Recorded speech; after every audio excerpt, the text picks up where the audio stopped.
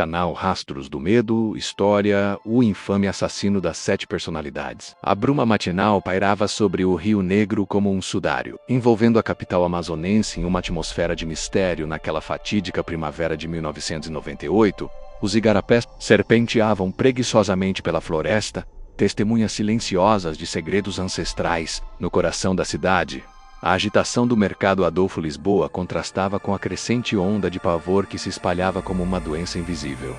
Os primeiros sussurros do bairro da Glória relatavam avistamentos fugazes, sombras esguias que espreitavam nas vielas mal iluminadas. E então, os desaparecimentos, jovens em sua maioria, evaporavam como miragens, seus rastros desvanecendo-se na densa vegetação que circundava a cidade. A Polícia Civil, liderada pelo perspicaz e atormentado delegado Ricardo Mendes, um homem de olhar cansado e alma marcada por casos anteriores, via-se diante de um enigma aterrador. Não havia padrões claros, nenhuma ligação óbvia entre as vítimas. A única constante era o medo, um medo palpável que se infiltrava nos lares e paralisava a rotina da população. No meio desse turbilhão de incertezas, uma jovem estudante de psicologia da Universidade Federal do Amazonas, chamada Isabela, uma mente brilhante com uma fascinação sombria pelo lado oculto da psique humana, começou a traçar paralelos inquietantes em seus estudos sobre transtornos dissociativos de identidade. Uma antiga e macabra lenda local começou a ganhar contornos sinistros em sua mente. A lenda falava de um espírito ancestral, aprisionado nas profundezas da floresta, capaz de possuir corpos humanos, manifestando-se em 7 personalidades distintas, cada uma mais cruel e perversa que a anterior. Uma história contada à beira de fogueiras, para assustar crianças e alertar sobre os perigos da noite. Isabela, a princípio cética, não conseguia ignorar as estranhas similaridades entre a lenda e os eventos que assolavam Manaus, enquanto a cidade fervilhava em boatos e especulações. O assassino ou os assassinos continuavam a agir nas sombras. Uma noite chuvosa, nos arredores da Praça da Saudade, conhecida por suas árvores centenárias e atmosfera melancólica, um jovem músico chamado Gabriel desapareceu após um ensaio com sua banda. Sua guitarra, abandonada sob um poste de luz trêmulo, era o único vestígio de sua presença, um prenúncio silencioso de um destino cruel. Delegado Mendes e sua equipe trabalhavam incansavelmente, vasculhando becos, interrogando testemunhas, seguindo pistas que invariavelmente se esvaíam no labirinto da cidade. A pressão da mídia local, ávida por detalhes macabros, e o clamor da população por respostas aumentavam a angústia do delegado. Ele sentia que estavam caçando uma sombra, um fantasma escorregadio que zombava de seus esforços. Isabela, por sua vez, aprofundava suas pesquisas, mergulhando em livros empoeirados da biblioteca da universidade, buscando referências à antiga lenda. Ela descobriu relatos fragmentados em diários de antigos exploradores e em transcrições de entrevistas com tribos indígenas isoladas, todos convergindo para a figura sombria das 7 personalidades, entidades malevolentes com sede de sangue e sofrimento. Em uma noite particularmente fria, enquanto revisava seus apontamentos em seu apartamento no Vieira Alves, Isabela teve um insight perturbador. As datas dos desaparecimentos pareciam seguir um padrão cíclico, espaçadas por um número específico de dias, como se obedecessem a um ritual macabro, a uma cadência sinistra ditada por uma força invisível. Ela levou suas descobertas ao delegado Mendes, hesitante, ciente de que soava como uma teoria fantasiosa. Para sua surpresa, o delegado, um homem pragmático e calejado, ouviu atentamente suas palavras. A ausência de pistas concretas o tornava receptivo a qualquer possibilidade, por mais incomum que fosse. Ele via nos olhos de Isabela uma sinceridade genuína e uma inteligência afiada. Juntos, eles começaram a analisar os casos sob uma nova perspectiva, buscando conexões sutis, detalhes aparentemente insignificantes que pudessem confirmar a teoria das personalidades múltiplas. Isabela sugeriu que talvez cada desaparecimento fosse perpetrado por uma das 7 faces do assassino, cada uma com suas próprias características e métodos. A investigação ganhou um novo fôlego, impulsionada pela improvável parceria entre o experiente policial e a jovem estudante. Eles mergulharam nos arquivos de casos não solucionados, buscando padrões que pudessem ter passado despercebidos anteriormente. A cidade de Manaus, com sua beleza exuberante e seus recantos sombrios, tornava-se o palco de uma caçada angustiante Enquanto isso, nos confins da cidade, em um casarão abandonado no bairro do Educandos, um local carregado de histórias trágicas e sussurros do passado, uma figura solitária se movia nas sombras. Seu nome era Silas, um homem de má idade com um olhar esquivo e cicatrizes antigas que marcavam não apenas sua pele, mas também sua alma. Silas lutava contra demônios internos, vozes dissonantes que ecoavam em sua mente, sussurrando ordens cruéis e desejos obscuros.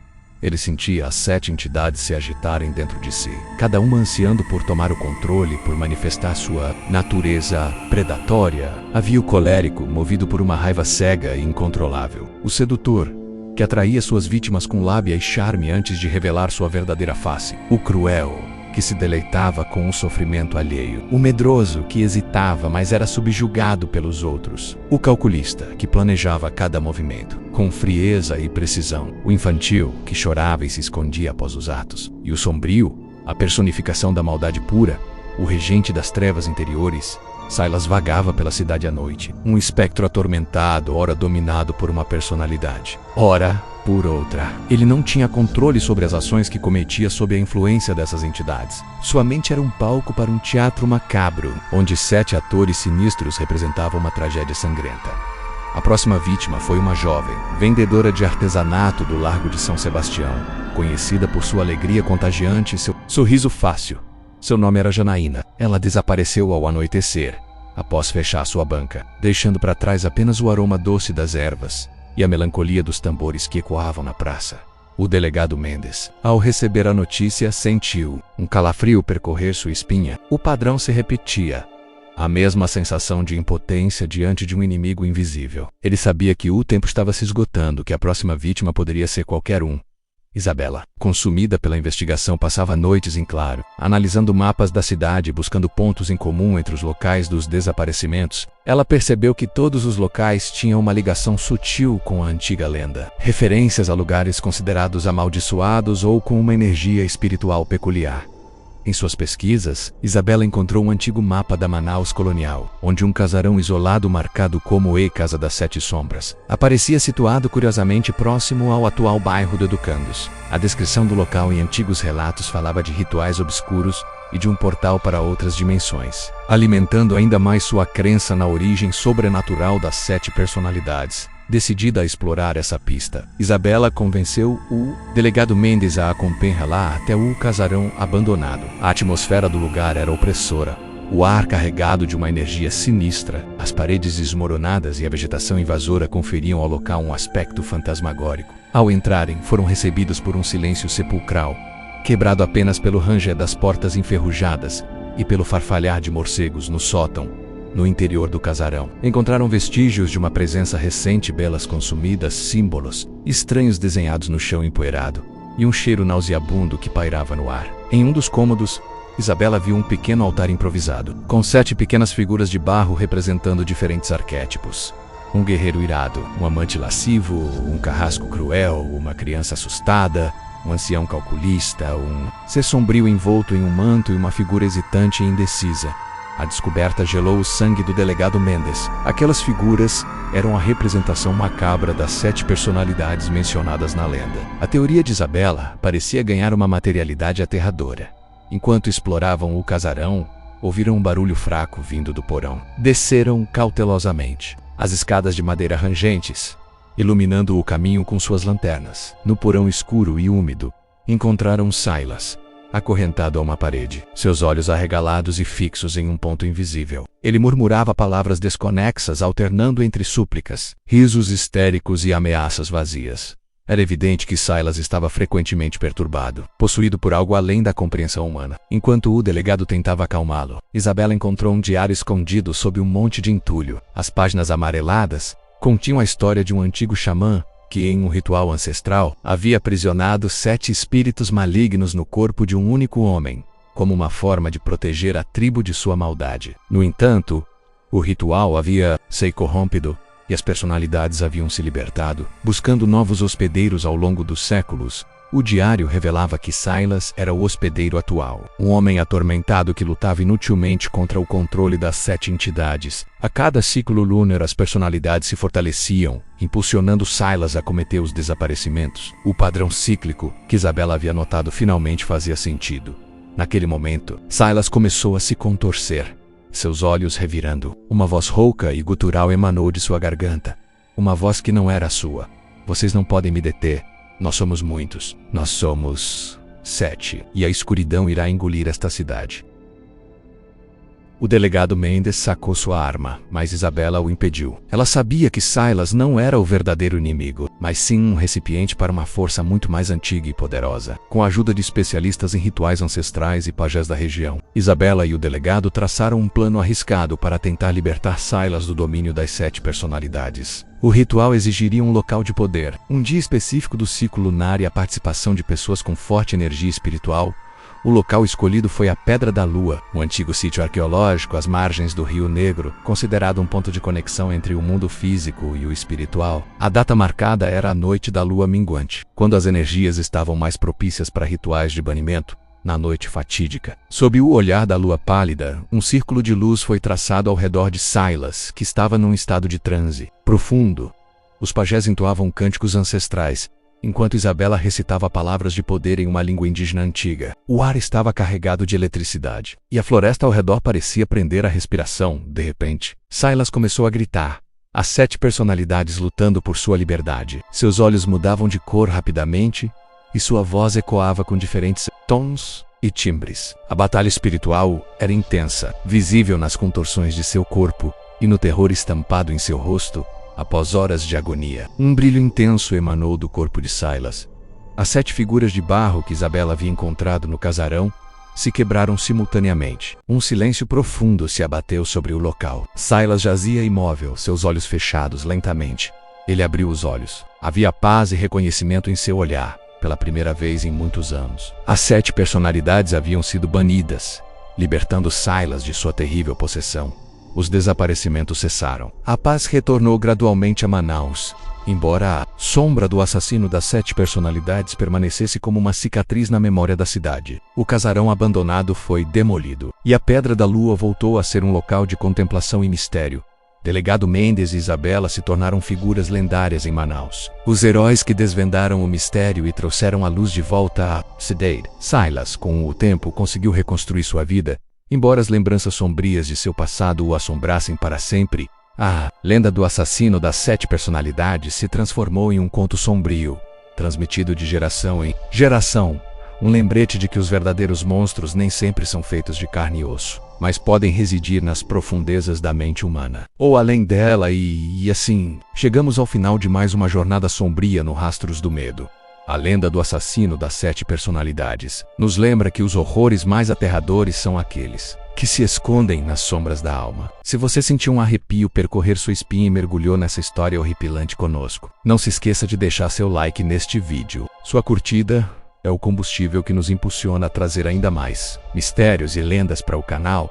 E se você é novo por aqui e gosta de desvendar os cantos mais obscuros do nosso mundo, inscreva-se no Rastros do Medo para não perder nenhum de nossos próximos vídeos. Na tela está aparecendo agora mesmo mais um vídeo aterrador do nosso canal, esperando por você. Clique e continue explorando os Rastros do Medo. Preparem-se, pois a história do assassino das 7 personalidades, que pensávamos ter chegado ao fim, está prestes a se desdobrar de uma forma que nem mesmo os mais céticos poderiam imaginar. A brisa úmida do Rio Negro, o cheiro de vitória e alívio sobre o pesadelo do assassino das 7 personalidades, agora parecia carregar um sussurro frio, um presságio inquietante. 6 anos haviam se passado desde que o delegado Ricardo Mendes e a brilhante Isabela haviam supostamente banido as entidades que atormentavam Silas, trazendo paz de volta à capital amazonense. Manaus, vibrante e resiliente, havia se reerguido. Suas praças e ruas novamente cheias de vida, as memórias do horror diluídas no burburinho do cotidiano. A Praça da Saudade, antes palco de um desaparecimento brutal, agora ecoava com risadas de crianças, enquanto o Largo de São Sebastião florescia em um caleidoscópio de cores e sons. A vida seguia, mas a cicatriz, embora invisível, permanecia na alma da cidade. Isabela, agora uma renomada psicóloga forense, trabalhava incansavelmente no Instituto de Criminalística de Manaus. Suas habilidades únicas forjadas nas profundezas do mistério das 7 personalidades, tornando-a uma figura respeitada e requisitada. No entanto, por trás de sua fachada profissional e de seu olhar penetrante, ela carregava um fardo, A certeza de que certas sombras nunca desaparecem completamente. Apenas se adaptam, hibernam, aguardando o momento certo para ressurgir. Ela estudava, pesquisava sempre com um olho nas estatísticas, nos padrões, nos desvios. Aquele caso, o de Silas, havia lhe ensinado que a mente humana era um campo de batalha para forças que transcendiam a lógica e a ciência. O delegado, Ricardo Mendes, por sua vez, havia se aposentado da Polícia Civil. Buscando um pouco de paz em sua chácara isolada às margens do rio Solimões, em Iranduba, ele tentava afastar as lembranças dos corpos, dos gritos, daquele olhar vazio de Silas possuído. A pesca e a companhia de seu fiel cão, um labrador chamado Tupã, eram seus refúgios. Mas mesmo nas noites mais tranquilas, o ar noturno parecia carregar o eco distante dos sussurros das personalidades, um lembrete de que o mal, em suas formas mais primitivas, raramente era erradicado de vez, apenas contido. Ele evitava Manaus, evitando as memórias dolorosas, as faces assustadas dos familiares das vítimas. Queria acreditar que seu trabalho estava completo. Silas, o ex-hospedeiro, havia se mudado para o interior, para uma pequena comunidade ribeirinha próxima a Manacapuru. Ele vivia uma vida reclusa, trabalhando com pesca artesanal. Seu rosto, antes marcado pelo tormento, agora exibia uma serenidade frágil. Contudo, seus olhos, em momentos de distração, ainda revelavam uma melancolia profunda, o resquício de uma batalha que havia travado em sua própria mente. Ele vivia com o constante temor de que a escuridão pudesse encontrá-lo novamente, de que as vozes pudessem retornar para a Sombra Low. A paz, contudo, era uma ilusão frágil, uma calmaria antes da tempestade. O primeiro sinal de que algo estava terrivelmente errado veio de uma fonte inusitada: o Hospital Universitário Getúlio Vargas, na zona sul de Manaus. Uma série de incidentes inexplicáveis começou a atormentar a equipe de enfermagem do turno da noite. Objetos moviam-se sozinhos, luzes piscavam, e uma frieza inexplicável preenchia os corredores. Inicialmente atribuíram os eventos ao estresse e ao cansaço, à imaginação. Mas então, os pacientes começaram a ter pesadelos coletivos, relatando visões de 7 figuras sombrias espreitando em seus quartos, suas vozes ecoando em coro. A doutora Sofia Alves, uma psiquiatra jovem e ambiciosa que havia se juntado recentemente à equipe do hospital, foi designada para investigar os relatos. Ela, cética por natureza, buscou explicações racionais, mas a unanimidade e a intensidade dos relatos dos pacientes começaram a perturbá-la. Ela começou a notar um padrão nos delírios. Cada paciente descrevia uma figura ligeiramente diferente, mas todas se encaixavam na descrição das antigas personalidades. Um paciente falava de um olhar de fúria cega, outro de sussurros sedutores. Terceiro um toque gélido de crueldade. Sofia sentiu um arrepio percorrer sua espinha. Isso não era histeria em massa. Era algo mais profundo, mais organizado, em uma tarde quente e abafada. Enquanto revisava os prontuários dos pacientes mais afetados, Sofia depurou-se com o nome de Isabela entre os colaboradores do Instituto de Criminalística. Ela se lembrou da fama de Isabela por sua participação no caso do assassino das 7 personalidades. Um caso que Sofia, na época, considerava apenas uma lenda urbana exótica. Decidiu entrar em contato com Isabela, hesitante, mas impulsionada por uma crescente sensação de urgência. O telefonema de Sofia pegou Isabela de surpresa. A princípio, ela ouviu com ceticismo. 6 anos de paz haviam obscurecido um pouco a intensidade de suas memórias. Mas à medida que Sofia descrevia os sintomas, os padrões, a frieza inexplicável, a cor da pele dos pacientes durante as crises, os olhos da doutora Isabela se arregalaram. As semelhanças eram assustadoras demais para serem coincidência. A descrição da frieza no ambiente, a aura de angústia que pairava, os pesadelos vívidos e com características específicas, tudo se encaixava com o que ela havia vivenciado. A voz dela se tornou mais grave e mais alerta. Doutora Alves, ela disse, precisamos nos encontrar. Urgente. O encontro aconteceu no Instituto de Criminalística, em uma sala de reunião com pouca luz e muitas pastas empilhadas. Isabela, com sua ouviu cada detalhe dos relatos de Sofia. Ela mostrou à psiquiatra jovens os documentos antigos que havia compilado sobre a lenda das 7 personalidades. Os desenhos das figuras de barro, as transcrições das falas de Silas em trance. Sofia, que antes considerava o caso uma ficção mórbida, começou a sentir o peso da realidade esmagadora daquela história. A mente racional de Sofia lutava contra a evidência sobrenatural que se apresentava a ela, mas os fatos eram irrefutáveis. Eles não foram embora, Dr. Alves, Isabela sussurrou. Sua voz baixa e carregada de uma gravidade que fez Sofia engolir em seco.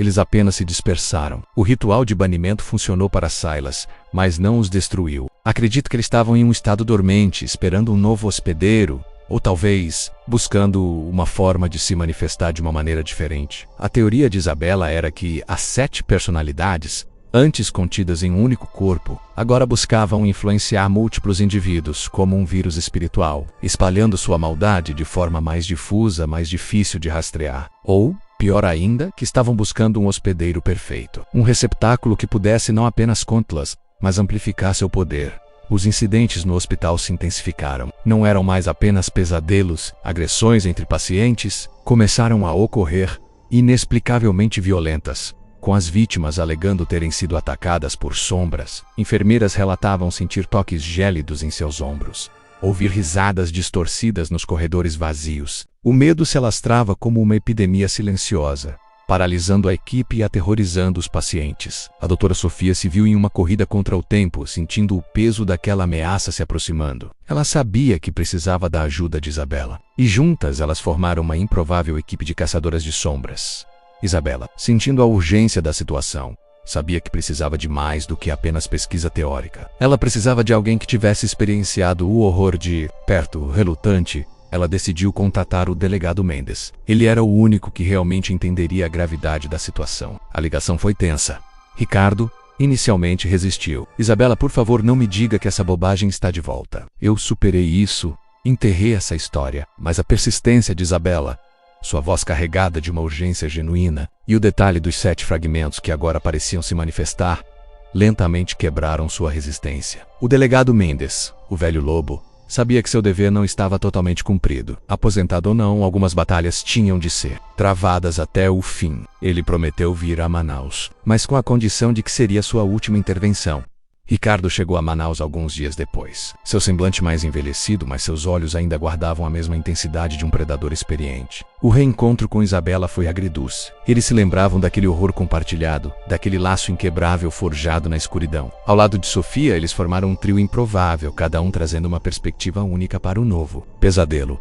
Ricardo, com sua experiência policial, Isabela com sua compreensão da psique humana e do sobrenatural, e Sofia com sua visão médica e sua mente analítica, ainda tentando conciliar a ciência com o inexplicável e investigável. Os levou a um novo ponto de partida, a Biblioteca Pública do Amazonas. Um bibliotecário, o professor Elias Monteiro, um homem de meia-idade, corpulento, com óculos de aros grossos e uma reputação de excêntrico, começou a se comportar de maneira estranha. Ele, conhecido por sua calma e dedicação, passou a ter surtos de raiva inexplicáveis, gritos em meio ao silêncio dos livros, e um olhar, por vezes, assustadoramente vazio. Colegas o ouviram murmurar sozinho, alternando entre diferentes vozes e sotaques. Sofia, através de seus contatos no hospital, descobriu que o professor Monteiro havia sido internado brevemente com um quadro de exaustão nervosa. E, curiosamente, havia sido um dos pacientes a relatar os pesadelos com as 7 figuras. Ele havia sido liberado, mas seu comportamento se deteriorou rapidamente. Isabela e Ricardo, disfarçados de pesquisadores, começaram a observar o professor Monteiro na biblioteca. O que eles viram os deixou arrepiados. Em questão de minutos, mudava drasticamente. Uma hora ele era gentil e educado. A próxima, seus olhos se estreitavam. Um sorriso lascivo surgia em seus lábios. E ele flertava descaradamente com as estudantes. Em outro momento, ele batia com força na mesa, irritado com o menor ruído, sua face contorcida em fúria. E então, ele recuava, encolhido, como uma criança assustada, escondendo-se atrás das estantes. As 7 personalidades estavam se manifestando através dele, e de uma forma muito mais controlada e perigosa do que em Silas. Isabela percebeu que o professor Elias não estava apenas sendo possuído, ele estava sendo moldado. As personalidades pareciam estar se fundindo nele, tornando-se mais integradas e, portanto, mais poderosas. Ele era o hospedeiro perfeito, alguém com uma mente estruturada, mas que de alguma forma havia se tornado permeável. Ricardo, com sua experiência em investigações, começou a rastrear os passos do professor Monteiro. Ele descobriu que, nas noites em que os incidentes no hospital eram mais intensos, o professor estava sempre de plantão na biblioteca, muitas vezes sozinho. Ele também tinha um estranho hábito de visitar locais com uma certa energia na cidade. O cemitério São João Batista, o palacete provincial, e, surpreendentemente, a antiga região onde a Casa das 7 Sombras havia sido demolida. A pista se tornou mais clara quando eles notaram que o professor Monteiro, em seus momentos de lucidez, estava obcecado por um antigo mapa de Manaus. Um mapa que ele consultava incessantemente, traçando linhas e círculos em locais específicos. O mapa, para o horror de Isabela, era uma réplica exata daquele que ela havia encontrado no casarão abandonado de Silas, mas com anotações e símbolos adicionais, novos e inquietantes. O mapa revelava 7 pontos cruciais em Manaus, formando uma espécie de pentagrama invertido com um ponto central, o Teatro Amazonas. Cada um dos outros 6 pontos correspondia a um local de importância histórica ou mística em Manaus e coincident andipiquinas, mais crescentes. Manifestações de comportamento estranho e violência começaram a surgir. O encontro das águas, a Ponte Rio Negro, o Museu do Índio, o Bosque da Ciência, a Matriz de Manaus e um trecho isolado do Igarapé do Mindu. Isabela percebeu a gravidade da situação. As personalidades não estavam apenas buscando um hospedeiro, elas estavam orquestrando um ritual em larga escala, usando Manaus como seu tabuleiro. O Teatro Amazonas, com sua história, sua beleza e sua energia vibrante, parecia ser o ponto de convergência, o epicentro de algo grandioso e aterrorizante. O objetivo delas não era mais apenas o caos individual, mas a corrupção da cidade inteira. A criação de um portal, um vórtice de escuridão, com a ajuda relutante de Ricardo, que agora estava totalmente imerso na caçada, e a expertise de Sofia, que documentava cada alteração no comportamento do professor Monteiro e nas manifestações em outros pontos da cidade. Eles traçaram um plano. Eles precisavam entender o ritual que as personalidades estavam executando, e o professor Monteiro era a chave. Mas como abordá-lo sem desencadear sua fúria ou fazê-lo desaparecer? Decidiram que Sofia, com seu conhecimento de psicologia e sua capacidade de lidar com mentes perturbadas, seria mais adequada para tentar se aproximar do professor. Em uma tarde, ela o abordou na biblioteca, sob o pretexto de uma pesquisa. O professor Monteiro, em seu estado normal, era incrivelmente culto, mas Sofia notou os flashes nos olhos dele, as pausas inexplicáveis em sua fala, como se uma voz interna estivesse lutando para se manifestar durante a conversa. Sofia sutilmente começou a discutir lendas urbanas, buscando despertar as personalidades. Ela mencionou a lenda do assassino das 7 personalidades. A reação foi imediata. Os olhos do professor cintilaram e um sorriso perverso, estranhamente familiar, distorceu seus lábios. A voz dele se tornou mais grave, e ele começou a recitar trechos de antigos textos sobre rituais de possessão e a fusão de almas. Professor Monteiro, com a voz calculista.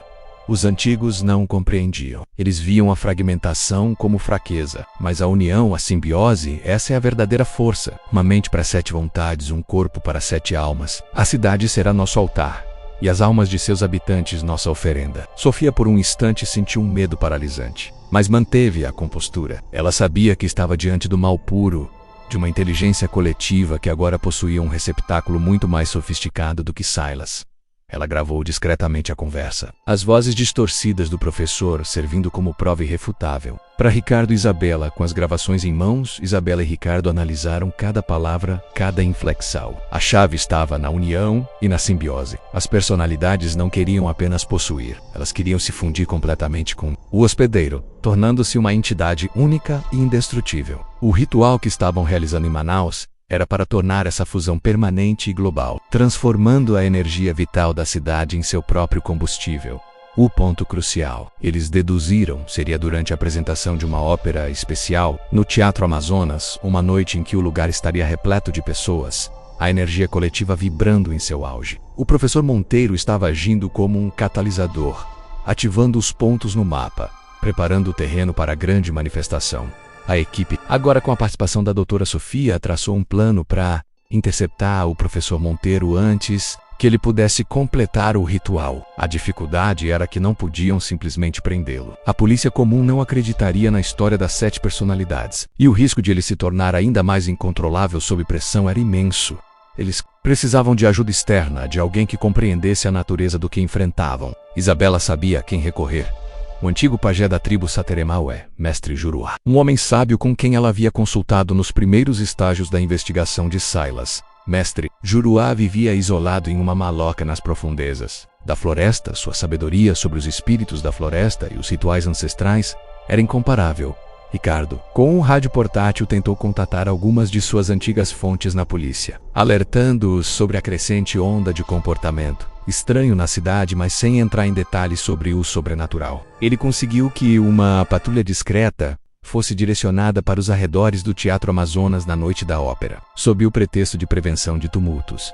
A viagem para encontrar Mestre Juruá foi longa e exaustiva. Em uma pequena lancha, eles navegaram pelo Rio Negro, suas águas escuras refletindo o céu estrelado. A floresta, densa e impenetrável, parecia observar seus movimentos. Ao chegarem a Maloca, foram recebidos por Mestre Juruá, um homem idoso com olhos que pareciam ter visto milênios de história. Seu rosto vincado por rugas profundas que contavam histórias de tempos imemoriais.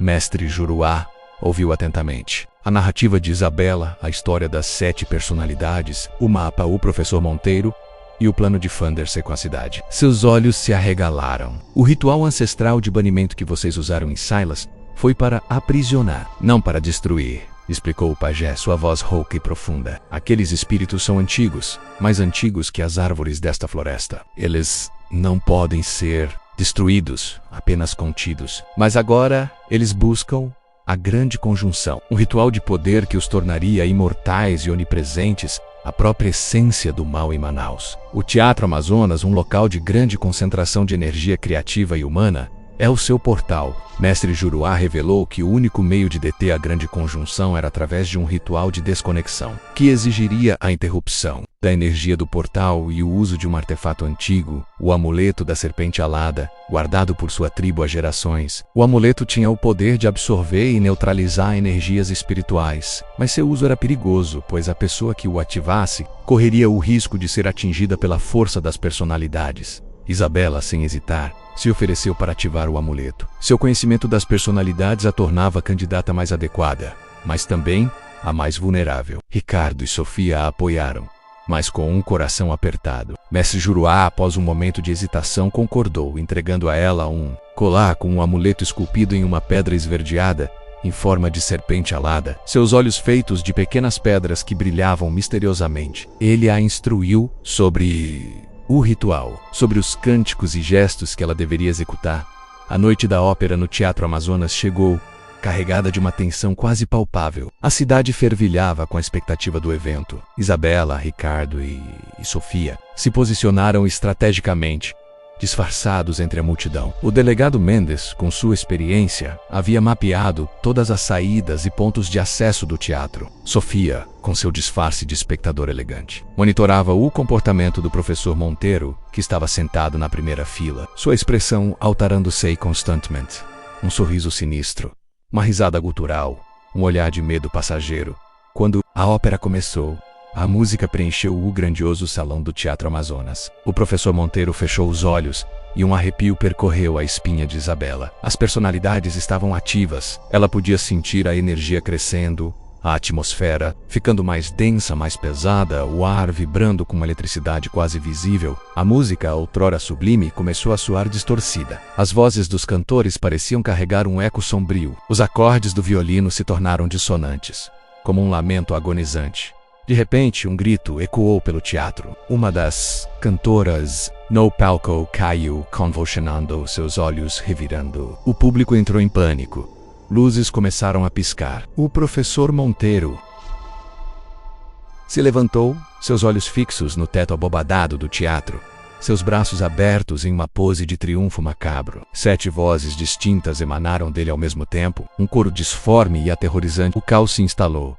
Pessoas corriam, empurravam-se, tentando escapar. No meio da confusão, Isabela se aproximou do professor Monteiro, o amuleto da serpente alada em suas mãos, suas palmas suadas. Ricardo e Sofia tentavam conter a multidão, protegendo Isabedia, enquanto as sombras pareciam dançar no teto. Projetadas pela iluminação caótica do teatro, Isabela começou a recitar os cânticos de Mestre Juruá, sua voz firme, apesar do medo que sentia. A cada palavra, o amuleto brilhava com mais intensidade. O professor Monteiro, antes triunfante, começou a se contorcer, as 7 personalidades dentro dele lutando contra a energia do amuleto. Seu corpo inflou e encolheu. Suas feições se distorceram em uma imagem grotesca e assustadora. O colérico gritava em fúria. O sedutor tentava encantar Isabela com sussurros traiçoeiros. O cruel ria sadicamente. O medroso chorava e implorava por misericórdia. O calculista tentava prever seus movimentos. O infantil berrava como um bebê abandonado. E o sombrio, o regente das trevas, observava tudo com um olhar vazio e penetrante. A batalha era interna e externa, uma guerra de almas em um palco de ópera.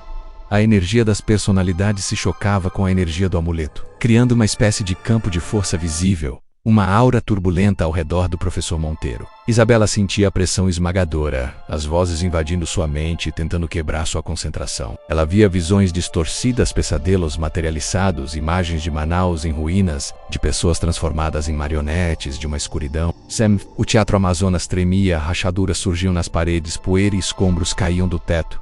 Ricardo, vendo a dificuldade de Isabela, avançou, disparando tiros de advertência para o alto, afastando as pessoas e abrindo um caminho. Sofia, por sua vez, tentava estabilizar a aura de Isabela, usando técnicas de respiração e concentração, tentando criar uma barreira mental para protegê-la das investidas psíquicas das personalidades. Isabela, com um esforço monumental, concentrou toda a sua energia no amuleto. O brilho da serpente alada se intensificou, tornando-se quase ofuscante. Ela direcionou a luz para o professor Monteiro. No momento em que o brilho o atingiu, um grito agonizante ecoou pelo teatro. Uma mistura de 7 vozes em um coro de puro desespero. O corpo do professor Monteiro, agora contorcido e distorcido, caiu no chão, imóvel. O brilho diminuiu, o caos cessou. Um silêncio sepulcral, mais aterrorizante que o barulho anterior, tomou conta do Teatro Amazonas. O público, em choque, assistia à cena, sem compreender a batalha espiritual que acabara de presenciar. Isabela, exausta, caiu de joelhos, o amuleto ainda em suas mãos, agora opaco. Ricardo e Sofia correram para ela. O professor Monteiro jazia no chão, sua aparência mais velha, exausta, mas com uma serenidade que não estava presente antes. As personalidades haviam sido expulsas, ou talvez absorvidas, pelo amuleto. A polícia, alertada por Ricardo e pelos incidentes no teatro, chegou rapidamente. O professor Monteiro foi levado ao hospital, onde a doutora Sofia cuidaria dele, garantindo que ele recebesse tratamento psicológico adequado, embora soubesse que a mente dele estaria marcada para sempre. As personalidades não retornaram ao seu corpo, mas a experiência o deixaria fragilizado. A cidade de Manaus demorou a se recuperar do choque. O incidente no Teatro Amazonas foi relatado como um surto psicótico coletivo, uma histeria em massa. Poucos, além de Isabela, Ricardo e Sofia, realmente compreenderam a verdadeira natureza do horror que havia sido evitado. O Teatro Amazonas foi fechado para reformas por meses, o que permitiu que os danos reais fossem reparados e que as energias residuais fossem, de alguma forma, purificadas. Silas, em sua comunidade ribeirinha, sentiu a perturbação e a subsequente calma. Ele soube, sem precisar ser avisado, que as entidades haviam se agitado novamente e que, por um milagre ou por um ato de extrema coragem, haviam sido contidas mais uma vez. Ele rezou, com um nó na garganta, por aqueles que haviam enfrentado a escuridão em seu lugar. O amuleto da serpente alada foi devolvido a Mestre Juruá, que o guardaria novamente nas profundezas da floresta Chente do Kiu. Mesmo contidas, 7 personalidades sempre existiriam, esperando uma nova oportunidade para manifestar sua maldade. Elas eram como um rio subterrâneo de puro mal, que ocasionalmente encontrava uma fenda para jorrar para a superfície. Isabela, Ricardo e Sofia continuaram suas vidas, mas o elo entre eles era agora indestrutível. Eles sabiam que a paz era sempre temporária, que as sombras espreitavam e que o rastros do medo nunca estaria verdadeiramente vazio. Eles eram os guardiões silenciosos, os poucos que compreendiam a tênue linha que separava a realidade do pesadelo. A história do assassino das 7 personalidades se tornou uma lenda ainda mais sombria em Manaus. Um conto sussurrado em noites de chuva, um aviso para aqueles que ousam desafiar as fronteiras entre o mundo dos vivos e o reino do sobrenatural. As luzes da cidade brilhavam, mas no coração de muitos, uma sombra persistia. A certeza de que nem todo mal pode ser aprisionado para sempre. E que Manaus, com sua beleza exótica e seus mistérios ancestrais, seria sempre um palco para o confronto entre a luz e a escuridão. E com essa nota de arrepiar, chegamos ao fim de mais uma trama que nos leva aos confins do terror. A saga do assassino das 7 personalidades nos ensina que as batalhas mais aterrorizantes são travadas não apenas nas ruas, mas nos corredores da mente humana. E que as sombras, por vezes, são mais resilientes do que imaginamos. Consumido por essa história, sentiu a adrenalina em suas veias. Por favor, deixe seu like neste vídeo. Sua participação é fundamental para o crescimento do canal e para que possamos continuar explorando esses rastros que nos levam ao desconhecido. E se você chegou até aqui, mas ainda não faz parte da nossa comunidade de desbravadores do medo, não perca tempo. Inscreva-se no canal Rastros do Medo e ative o sininho para ser notificado sempre que um novo pesadelo for desvendado na tela. Neste exato momento está aparecendo outro vídeo que vai te prender do início ao fim. Clique e continue sua jornada nos rastros do medo. Até a próxima. E lembrem-se, a escuridão sempre encontra um caminho.